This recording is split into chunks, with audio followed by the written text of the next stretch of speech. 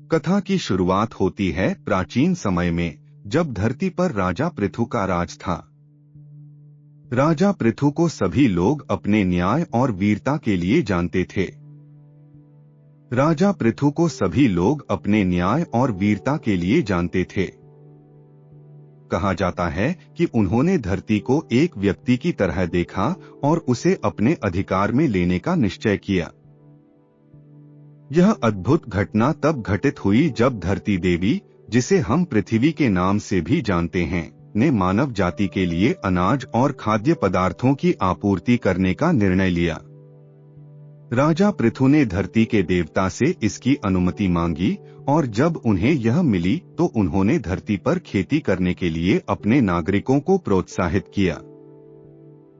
राजा पृथु बहुत बुद्धिमान थे और उन्होंने अपने राज्य के सभी जनों के लिए भोजन और संसाधनों की सुरक्षा के लिए कई नीतियां बनाई।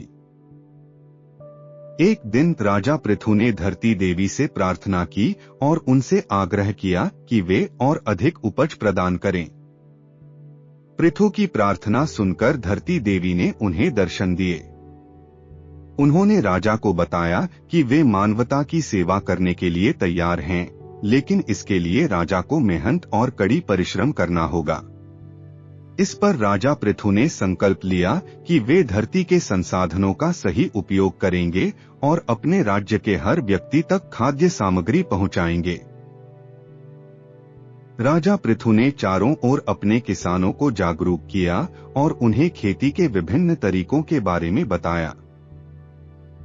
उन्होंने यह सुनिश्चित किया कि प्रत्येक किसान को उचित मात्रा में बीज और जरूरी उपकरण मिलें। किसानों ने राजा की प्रेरणा से नए तरीकों को अपनाना शुरू किया। उन्होंने मिलकर धरती की उपज को दोगुना करने का प्रयास किया। धीरे धीरे राज्य में हरित क्रांति का संचार हुआ।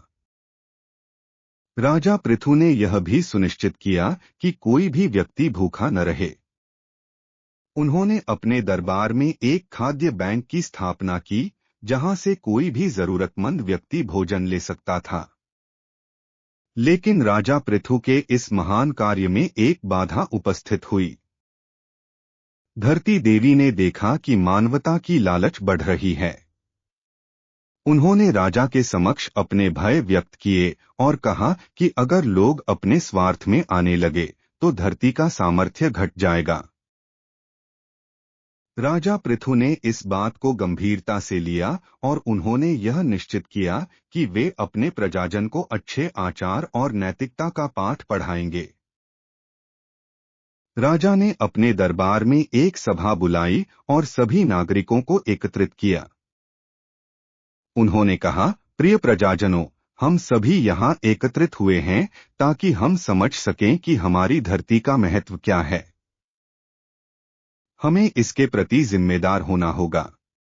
अगर हम इसका दोहन करेंगे और इसे बर्बाद करेंगे तो न केवल हम बल्कि हमारी आने वाली पीढ़ियां भी संकट में पड़ जाएंगी। राजा पृथु ने अपने प्रजाजनों को यह भी याद दिलाया कि धरती हमें सभी प्रकार की समृद्धि देती है, लेकिन यदि हम इसका सही तरीके से उपयोग नहीं करेंगे तो हमें इसका खामियाजा भुगतना पड़ेगा। उन्होंने कहा, समृद्धि कभी भी सिर्फ मांगने से नहीं आती, इसे कमाने की आवश्यकता है। हम सबको मिलकर काम करना होगा। इस संदेश ने प्रजाजनों को गहराई से प्रभावित किया। लोग राजा के संकल्प में शामिल हुए और उन्होंने धरती के प्रति अपनी जिम्मेदारी का एहसास किया। उन्होंने सामूहिक रूप से खेती, जल संसाधनों का संरक्षण और वृक्षारोपण पर ध्यान केंद्रित किया। राजा पृथु के नेतृत्व में सबने एक नई दिशा में कदम बढ़ाया।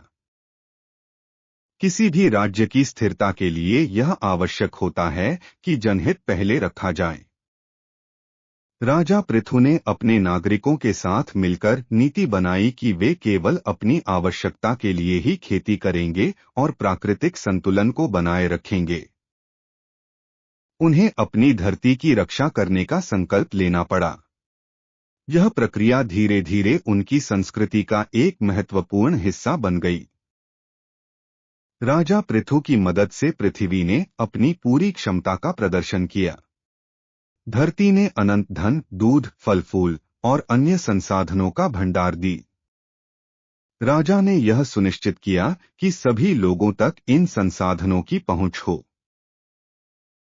उनकी भक्ति और परिश्रम ने उन्हें राजा के साथ साथ एक सच्चे नेता के रूप में स्थापित किया। एक दिन धरती देवी फिर से राजा पृथु के समक्ष प्रकट हुई। उन्होंने राजा की निष्ठा का सम्मान किया और कहा, राजा पृथु, तुम्हारे प्रयासों ने धरती को फिर से जीवन प्रदान किया है। तुमने इसे वैभव और संपन्नता से भर दिया है। अब से तुम मेरे नाम पर जाने जाओगे, इसलिए तुम्हारे नाम पर यह धरती कहलाएगी। यह सुनकर राजा पृथु ने माता धरती देवी का धन्यवाद किया और यह संकल्प लिया कि वे हमेशा अपने प्रजाजनों के कल्याण के लिए कार्य करते रहेंगे।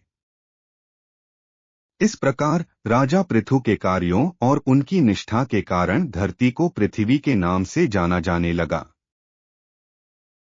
उनके शासनकाल के बाद भी राजा पृथु की कहानियां पीढ़ी दर पीढ़ी सुनाई जाती रहीं।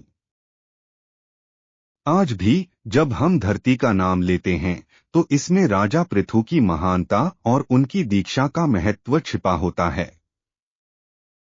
यह कथा हमें यह सिखाती है कि हम सभी को अपनी धरती का ध्यान रखना चाहिए और उससे प्रेम करना चाहिए, ताकि हम सब मिलकर एक बेहतर और समृद्ध भविष्य की ओर बढ़ सकें।